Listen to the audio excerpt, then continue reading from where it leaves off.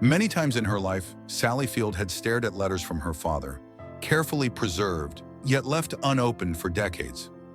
Some were 35 years old, others 40, tucked away in a box as if keeping them untouched could preserve the fragile connection between them. Even at 78, reflecting on those letters brought a mixture of love, longing, and quiet wonder she could barely articulate. They were fragments of a life that began in complexity, a life where joy and challenge intertwined from the very start. Behind the applause, the red carpets, and the accolades, Sally's story was one of resilience, courage, and a persistent quest for authenticity. A childhood of shifting ground. Sally Field was born on November 6, 1946, in Pasadena, California, into a family whose foundation was already delicate. Her early years were shaped by the divorce of her parents when she was just 4, an event that brought both change and uncertainty. In the 1950s, divorce was stigmatized, and for a child it meant more than the separation of adults. It meant a loss of stability and predictability. Sally's mother, Margaret Field, was a working actress, polished, admired, and often preoccupied with her career. Her father, Richard Dryden Field, a decorated World War II veteran, offered structure but was emotionally distant. Young Sally grew up navigating a world where love was conditional and stability felt fleeting. Finding refuge in performance. Even amidst uncertainty, a spark emerged in Sally's life: acting. From her earliest years, she discovered that performing offered a language for feelings she couldn't yet name. Drama classes, school plays, and early auditions became spaces of freedom where she could explore, express, and exist outside the constraints of her childhood reality. Acting was never initially about fame. It was a refuge, a place where she could breathe, even briefly without fear of judgment. That early bond with performance would come to define her artistry and give shape to the challenges and triumphs that lay ahead. Early career and rising fame. Sally's first taste of the public eye came in 1965 with Gidget, a lighthearted television series that brought instant recognition. Audiences saw charm and sweetness, but behind the scenes, Sally wrestled with the weight of her personal history. 2 years later, The Flying Nun turned her into a household name. Wearing the wide-brimmed habit of Sister Bertrell, she became the picture of innocence on television screens nationwide. For the audience, it was playful. For Sally, it was confining. At 19, she began to understand the tension between public expectation and private reality, between the character she was asked to be and the person she knew herself to be. Stepping back to reclaim herself. At the height of her sitcom success, Sally made a daring choice. She walked away from the comfort of fame.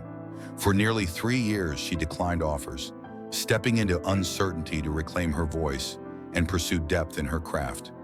It was not rebellion for its own sake, but a conscious act of self-investment, a refusal to let external expectations define her. During this time, she immersed herself in training at the Lee Strasberg Actors Studio, exploring the demanding techniques of method acting.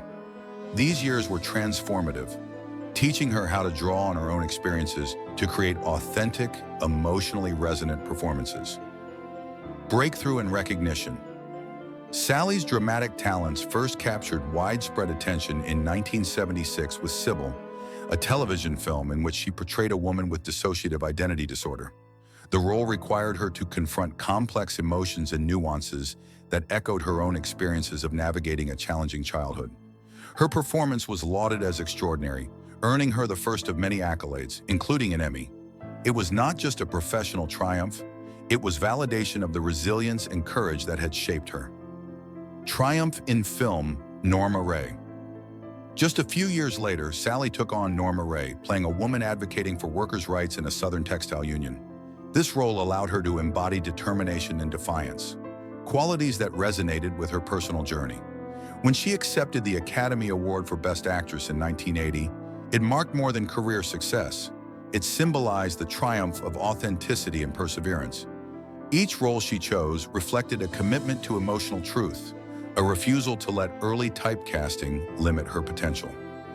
Love, marriage, and motherhood. Parallel to her career, Sally's personal life was filled with the joys and challenges of love and family. Her first marriage to high school sweetheart Stephen Craig brought two sons, Peter and Eli, offering a grounding sense of family amid professional demands. Later relationships, including her connection with Burt Reynolds, introduced both passion and lessons in resilience.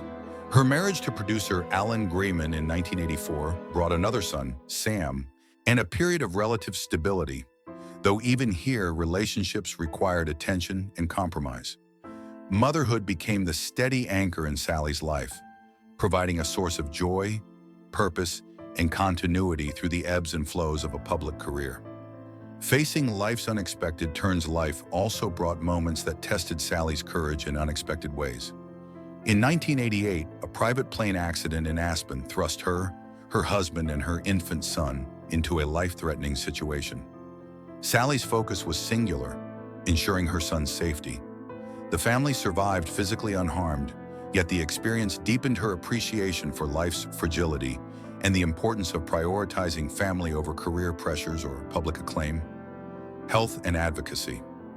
In later years, Sally faced health challenges, including a diagnosis of osteoporosis, which she addressed with openness, education, and lifestyle adjustments.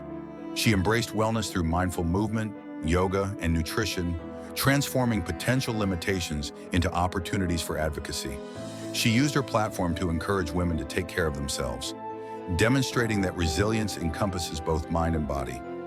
Finding peace and purpose.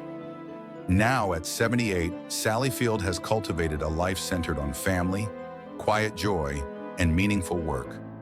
Living in Pacific Palisades, she treasures everyday moments with her children and grandchildren, prioritizing intimacy and connection over public attention. Her legacy is rooted in courage, authenticity, and the unwavering pursuit of truth in her work and life. A lifelong commitment to advocacy. Sally's commitment extends beyond her art and family. She has championed causes including women's reproductive rights, LGBTQ+ equality, climate action, and public health, transforming personal experience into advocacy for others.